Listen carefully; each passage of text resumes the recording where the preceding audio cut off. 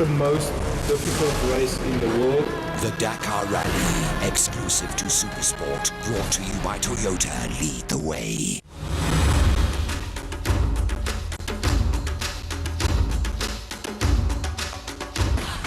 Welcome to the second week of the 2012 Dakar. Previously in the bikes. After 1 week, the Red Bull KTM of Cyril Dupre leads the way by 10 minutes. I am here to ride very well, the best that I can. Mark Kommer is needing to chase, having made a navigational mistake on day 3 on his KTM. I just have to be faster than Cyril every day. I would like to get his 8-minute advantage back. With 8 stages planned, can Kommer chip away at his arch rival? One man that won't be playing will be Francisco Lopez. He won the opening day, but fell on stage 7, damaging his leg. Previously in the cars.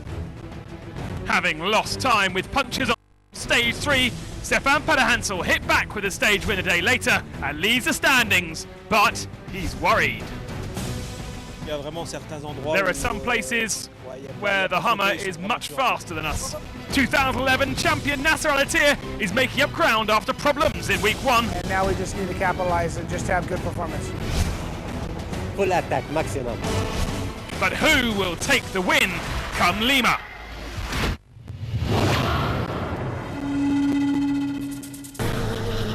It was expected.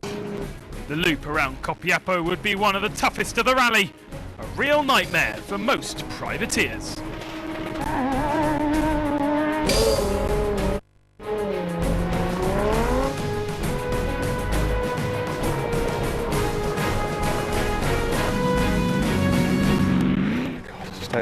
This is the Dakar. Every day just gets harder and harder. Yeah. It's getting dark. The night fell on the remaining competitors. Some decided to rest, others to carry on. And sometimes insistence doesn't pay off.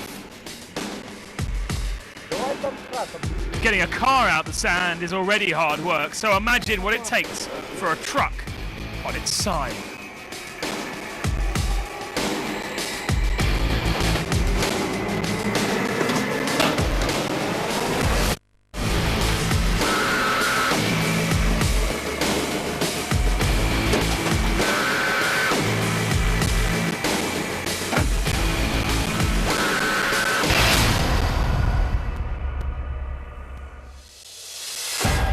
Early morning in the dunes of Copiapo. After a very short night, it was time to get back into action. There would be no rest day for many on the Dakar. Copiapo had taken its toll. After a well-earned rest day, the rally got back underway, heading towards Lima. Leading the bikes, Depre's week started dreadfully, knee-high in incredibly sludgy mud.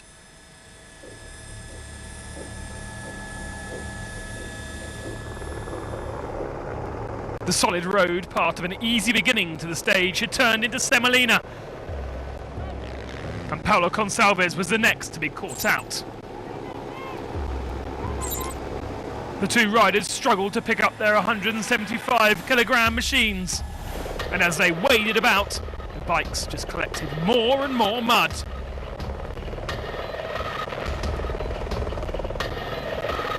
They realised, without teamwork, neither would escape.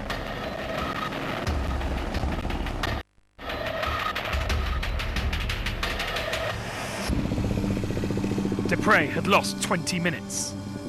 I don't think it's going to stay like this. It's crazy. I'm in a sport, not a lottery.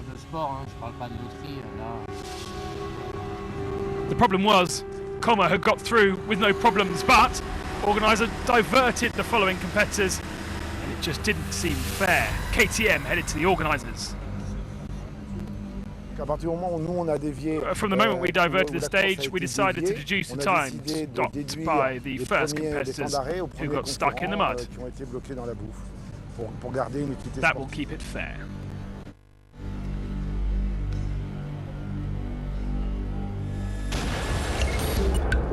So after stage 8, Comer had a lead of 1 minute and 26 over Depre, Rodriguez third, Castor in fourth and Consalves in fifth.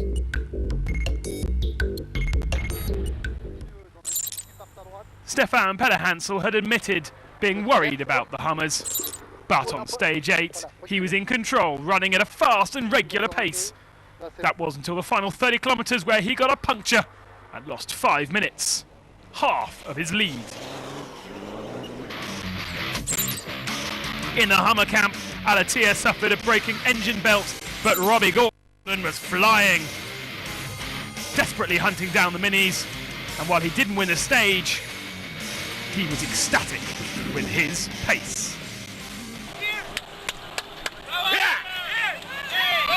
For us to beat Pederhansel by 7 minutes, big gain today, big gain. I didn't even push until about 100K back, and then I just ran wide open the whole time.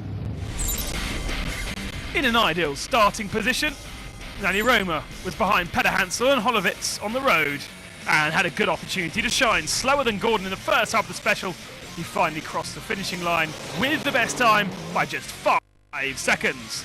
Only his 4th car win of Dakar, but he's close to the rally lead.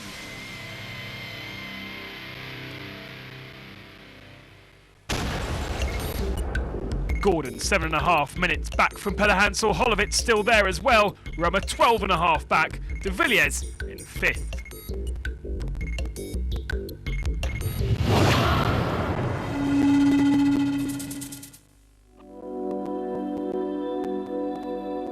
The hardest way to compete on the Dakar is definitely on a motorbike. But just how do you ride a rally raid machine? Here's Cyril Desprez. Every rider has his own particularities. I spend many hours standing up, for instance. That's my riding style. Here in Chile, there's a lot of sand. Most of the time, whilst standing up, the body position should not be too much to the front. The weight of the rider on the front wheel sometimes can make the bike wobble. So regularly, I put myself slightly to the rear.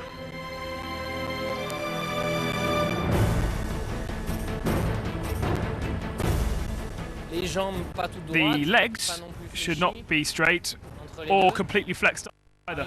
It's sort of a balance, the same with the arms.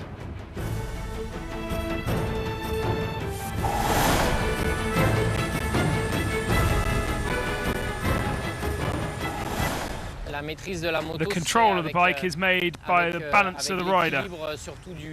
When it starts to move, the body must stay perpendicular to the ground. While the bike is leading, we try to push on the pegs. The body will try to keep straight, whereas the bike is still leaning. One of my little trips, but you must know that in a 500-kilometre special I use up all my brake pads. I use the rear brake to make the bike sort of sit down. I want to anchor it to the ground to limit the slide. Afin de vraiment sentir qu'elle est collée par terre et d'essayer de glisser le moins possible. Usually the rear brake slows the speed down, but in my case, to get more grip, it helps me a lot.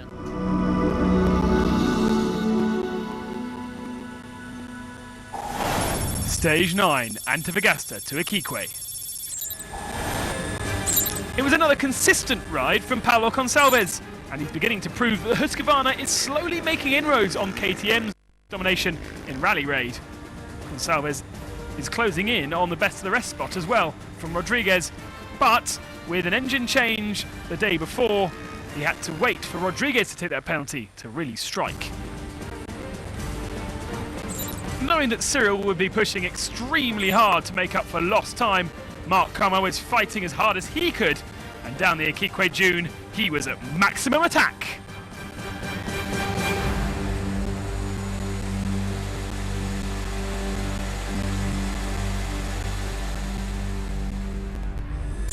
But there was no way of stopping the Frenchman.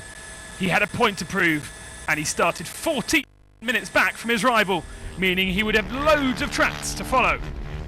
The damage was done early on in the stage, taking 4 minutes from Coma, and then he kept that until the end.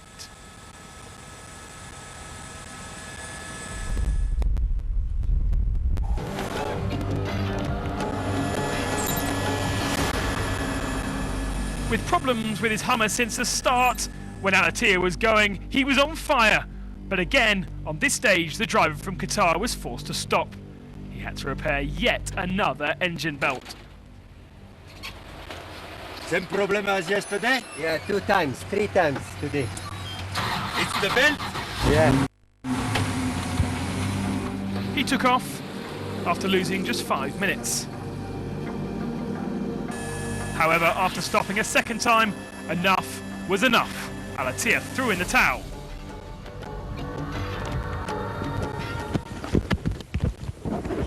Three times. Problem with the belt and game over. We change next year to come here and to win. Yes. Still with the Hummer? No. As expected, the big battle continued between Stefan Hansel and his US rival Robbie Gordon. A fabulous battle and a great performance by the Frenchman, who made the best of the narrow pars to keep within shooting distance of Robbie Gordon's flat-out pace. But would Robbie claim his first win of the year? Perhaps he wanted to be better. But the answer was yes, by 1 minute and 38 seconds on Hansel, reducing the overall gap to just under 6. Very hard the last section, like as hard as I could go the whole time. And it'll be interesting to see how much time we put on him, because we pushed like qualifying hard. After winning stage 8 and closing in on the Duroys, stage 9, Alex Lopez's race ended. Having handed control to his co-driver, he fell asleep and crashed, vaulting off the road. Both were taken to hospital, but no serious injuries. Stage 10, Iquique to Arica. And for one Bereda, this would be a day to treasure and remember. He took victory. The ex-motocross star seemed desperate to prove himself after breaking his wrist on stage 2 last year, and so in only his 12th Dakar start, he quickly caught Coma and Debray ahead of him and stayed with him till the end. Surely Villedons on his Bordone Ferrari KTM is the man best placed to challenge Helder Rodriguez for 3rd. Another strong performance on stage 10. In the battle at the front, it was advantage Coma, and he closed to win 21 seconds of the lead.